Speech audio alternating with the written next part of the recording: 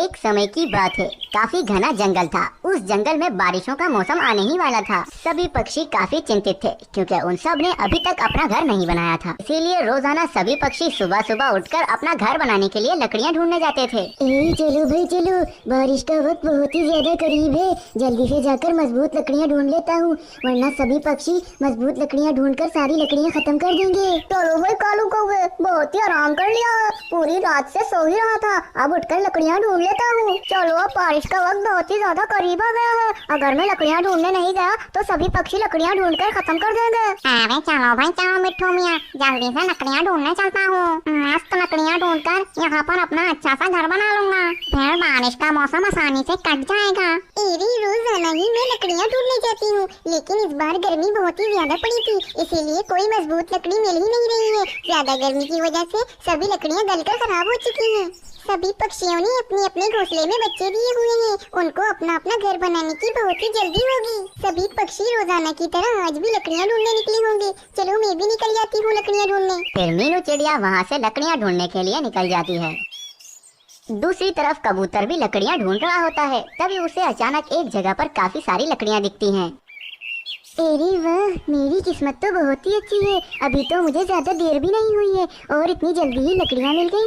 चलो अभी लकड़ियों को लेकर चला जाता हूँ और अपना घर बनाऊंगा। फिर वे कबूतर उन लकड़ियों से अपना घर बना लेता है और उसमें आराम से रहने लगता है। इसी तरह मिट्ठू तोता भी एक दिन उड़ता उड़ता लकड़ियाँ ढूंढ रहा था। तभी उसे एक जगह पर कुछ लकड़ियाँ दिख जाती हैं।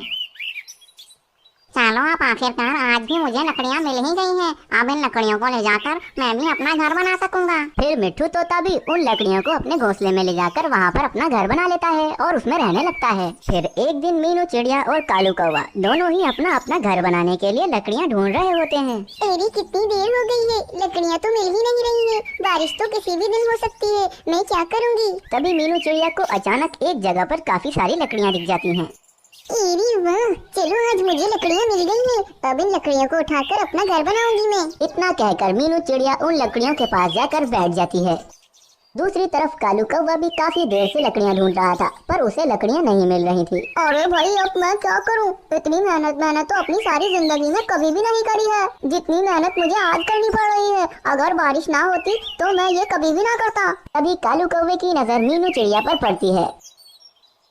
अरे मीनू चिड़िया को भी लकड़ियाँ मिल गई हैं। हर किसी पक्षी को लकड़ियाँ मिले ही जा रही हैं, पर मैं तो कितने दिनों से मेहनत कर रहा हूँ, मुझे लकड़ियाँ मिल ही नहीं रही है। अगर ऐसे ही चलता रहा तो बारिश के वक्त मैं तो भीगता रहूंगा, मेरा घर ही नहीं बना होगा। मुझे अब अपने शातिर दिमाग का इस्तेमाल करना ही पड़ेगा। तभी कालू कौवा एक योजना बनाता है। अरे हाँ, अब एक काम करता हूँ, मीनू चिड़िया से ये लकड़ियाँ जाकर छीन लेता हूँ। अगर ये ज्यादा कुछ कहेगी तो एक आध चोंच भी मार दूंगा इसको। फिर कालू कौवा उड़ता हुआ मीनू चिड़िया के पास आकर बैठ जाता है।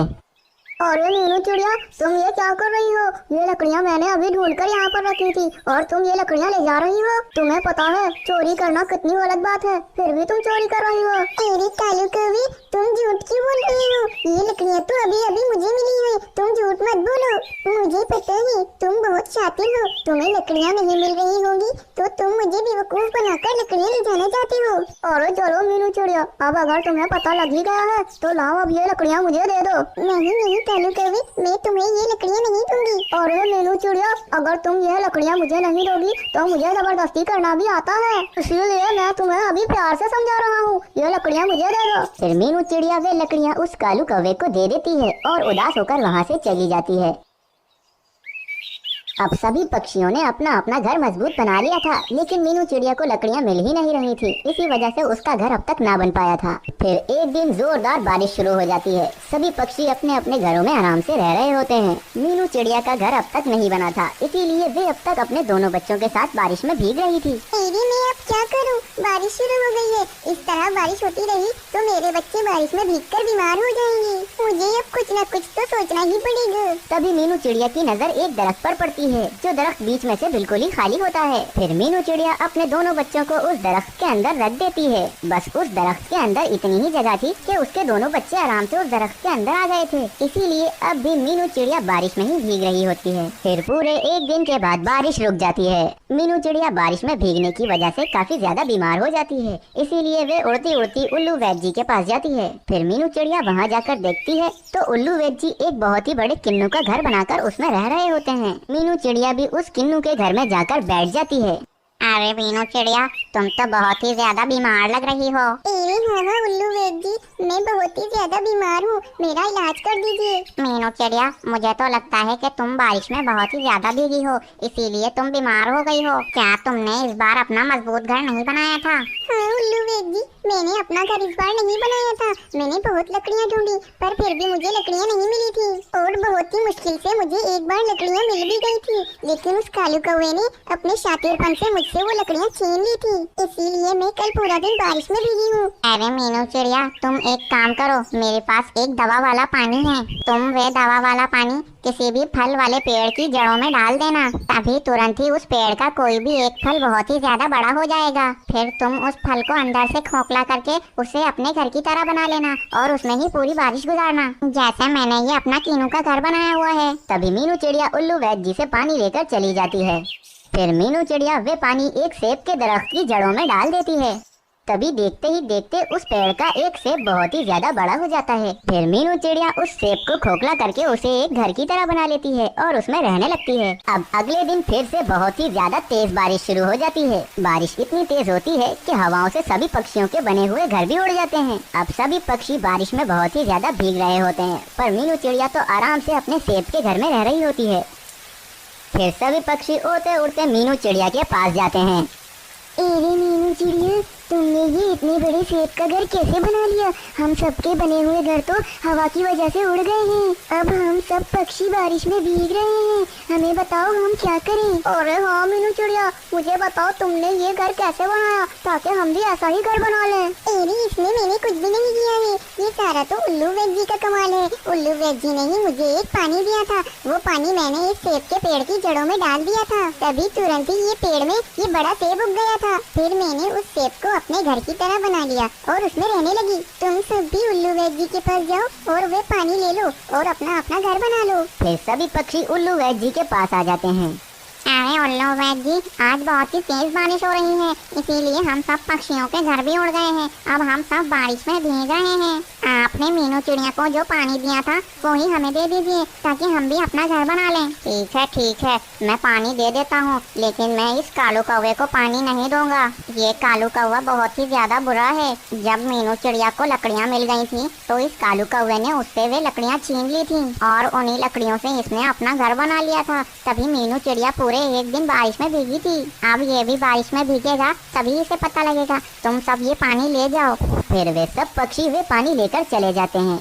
अब सभी पक्षी अपने अपने फलों वाले घरों में रह रहे होते हैं और कालू कौवा एक दरख्त पर बैठा भीग रहा होता है। अभी कालू कौवे को समझ में आ जाती है कि गलत काम का गलत नतीजा होता है। उसने मीनू चिड़िया के साथ बहुत ही गलत किया था, इसीलिए आज उसके साथ भी ऐसा कुछ हो रहा था। इस कहानी से हमें प्रेरणा मिलती है कि हमें हर किसी के साथ अच्छा ही करना चाहिए। दोस्तों, ये कहानी एक बहुत ही घने से जंगल की है, जिस जंगल में बहुत ही प्रकार के पक्षी रहते थे। उस जंगल में ठंड का मौसम चल रहा था, ठंडी बहुत ही ज्यादा बड़ी हुई थी, इसीलिए सभी पक्षी अपने अपने मजबूत घरों में रहते थे। उसी जंगल के बाजू वाले इलाके में सभी वैद्य जी रहते थे, जो सभी पक्षियों का बीमार होने पर इलाज करते थे। इसीलिए पूरे जंगल में किसी की भी तबीयत खराब होती थी तो वे उसी इलाके में उल्लू वैद्य जी के पास जाते थे। मीनू चिड़िया नन्हे सोनू चिड़े के साथ अपने ही छोटे से घर में रहती थी। जंगल में ठंड बहुत ज्यादा थी, जिसकी वजह से मीनू चिड़िया सोनू चिड़े का बहुत ही ज्यादा ख्याल रखती थी कि कहीं ठंड की वजह से वे बीमार न पड़ जाए। सोनू चिड़ी, मैं जब भी घर से बाहर दाना जमा करने जाऊँ तो तुम बाहर मत निकला करो, बाहर बहुत ही ज्यादा ठंड होती है। ठंड में तुम्हारी बहुत ज्यादा तबीयत खराब हो जाएगी, फिर क्या होगा? हाँ मम्मी, आप बाहर चली जाना, मैं बिल्कुल भी घर से बाहर नहीं निकलूंगा। मुझे भी ठंडी बहुत ही ज्यादा लगती है, इसी वजह से मैं घर में ही रहूंगा। रोजाना मीनू चिड़िया ऐसे ही सोनू चिड़े को समझा बुझाकर अपना दाना जमा करने के लिए चली जाती थी। पूरे जंगल में सभी पक्षी ही अपना दाना इसी तरह से जमा करते थे। अब पूरे जंगल में सब कुछ ठीक ठाक ही चल रहा था। फिर एक दिन उस जंगल में बहुत ही ज्यादा जोरों की बारिश शुरू हो गई। वे बारिश इतनी ज्यादा तेज थी कि पूरे ही जंगल में अब बहुत ही ज्यादा ठंड बढ़ गई थी। लेकिन इससे भी बुरा हाल उस दूसरे इलाके का था, जहाँ पर वे सारे वैद्य जी रहते थे। उस इलाके में बहुत ही ज्यादा ठंड बढ़ गई थी। उस इलाके में किसी आम पक्षी का आना तो मुनासिब ही नहीं था, क्योंकि वे सारे वैद्य जी तो अपनी जड़ी बूटियों से अपना ध्यान रख सकते थे। लेकिन कोई नया पक्षी वहाँ पर नहीं आ सकता था। उस जंगल में ठंड बढ़ने की वजह से बहुत ही ज्यादा पक्षियों के बच्चों की तबीयत खराब होना शुरू हो गई। लेकिन कोई भी पक्षी वैद्य जी के पास नहीं जा सकता था क्योंकि उनके इलाके में बहुत ही ज्यादा ठंड पड़ गई थी। अरे ये क्या हो गया है, इस राजू कौवे की तबीयत खराब हो गई है और मैं उल्लू वैद्य जी के पास दवा लेने भी नहीं जा सकता हूँ क्योंकि उनके इलाके में तो बहुत ही ज्यादा ठंड है। अगर मैं वहाँ तक गया तो रास्ते में ही मैं बेहोश हो जाऊंगा। लेकिन अब मैं क्या करूँ, मैं तो बहुत ही ज्यादा बुरा फंस गया हूँ। अगर इस राजू कौवे को वैद्य जी के पास नहीं लेकर गया तो इसकी तबीयत तो और भी ज्यादा खराब हो जाएगी। जल्दी से जल्दी इस समस्या का हल ढूंढना ही पड़ेगा। इसी तरह पूरे ही जंगल में ज्यादातर पक्षियों के बच्चों की तबीयत खराब हो रही थी। उसी समस्या को लेकर जंगल में एक चील सोच रही थी। अरे ये ठंड बढ़ने की वजह से ये सब पक्षियों के बच्चे बीमार हो गए हैं और ये वैद्य जी के पास भी नहीं जा सकते हैं क्योंकि वहाँ पर बहुत ही ज्यादा ठंड है। क्यों ना मैं इसी मौके का फायदा उठाऊं।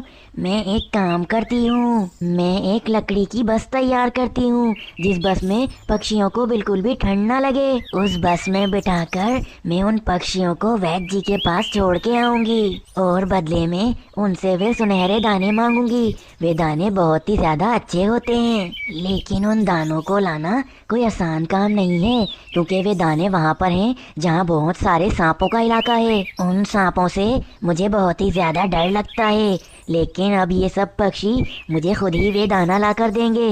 वे दाना मुझे बहुत ही ज्यादा पसंद है। फिर वे चील बहुत ही मेहनत करके एक लकड़ी की बस तैयार करती है और सभी पक्षियों को एक जगह पर जमा कर लेती है। अरे चील जी, ये क्या, ये आपने कैसे लकड़ी की बस बना दी है? हाँ हाँ चील, ये तो दिखने में बहुत ही अच्छी है। इसमें बैठने में भी बहुत ही ज्यादा मजा आता होगा। तुमने ये क्यों बनाई है? हाँ चील जी, आखिर आपने ऐसी बस क्यों बनाई और आपने हम सब पक्षियों को यहाँ पर क्यों बुलवाया है? अरे पक्षियों, मैं तो तुम सबका भला ही सोच रही थी। तुम सबके भले के लिए ही मैंने ये बस बनाई है। मैंने देखा है ज्यादा ठंडी पड़ने के कारण तुम सबके बच्चे बीमार हो रहे हैं, लेकिन तुम सब वैद्य जी के इलाके में नहीं जा सकते हो क्योंकि वहाँ पर बहुत ही ज्यादा ठंड है। इसीलिए मैंने ये बस बनाई है। इस बस में बैठकर किसी भी पक्षी को ठंडी नहीं लगती है। जिस पक्षी को भी वैद्य जी के इलाके में जाना होगा, मैं इस बस में उसे बिठाकर वैद्य जी के पास छोड़ दूंगी। अरे वाह वाह चील, तुम तो बहुत ही ज्यादा दयालु हो। तुम्हारा बहुत बहुत शुक्रिया। वैसे भी मेरे राजू कौवे की तबीयत बहुत ही ज्यादा खराब है, मुझे जाना था वैद्य जी के पास। अरे हाँ हाँ चील जी, आपका बहुत बहुत शुक्रिया। मुझे भी जाना था वैद्य जी के पास। मेरे टोटू तोते की भी बहुत ही ज्यादा तबीयत खराब है। अरे वाह वाह चील जी, आपका बहुत बहुत शुक्रिया।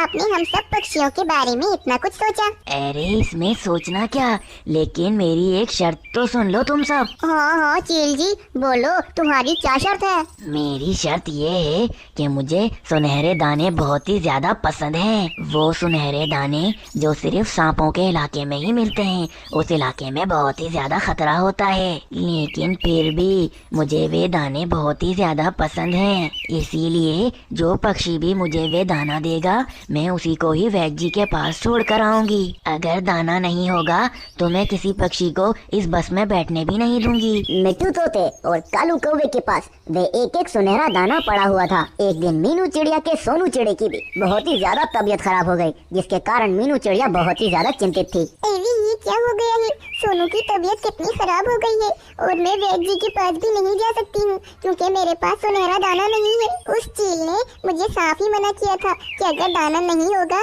तो वे हमें बस में बैठने भी नहीं देगी। लेकिन क्या करूँ, मैं वे दाना लेने भी तो नहीं जा सकती हूँ। उस इलाके में बहुत ही ज्यादा खतरा है। चलो मैं जाकर ऐसे ही चील से मदद मांगती हूँ, क्या पता उसको मुझ पर दया आ जाए और वह मुझे अपनी बस में बैठा ले। फिर मीनू चिड़िया उस चील के पास आकर बैठ जाती है। कालू कौवा और मिट्टू तोता भी अपना दाना लेकर उस चील के पास आ गए थे। अरे कालू कौवे, मिट्टू तोते, तुम लोगों के पास ये सुनहरा दाना कहाँ से आया?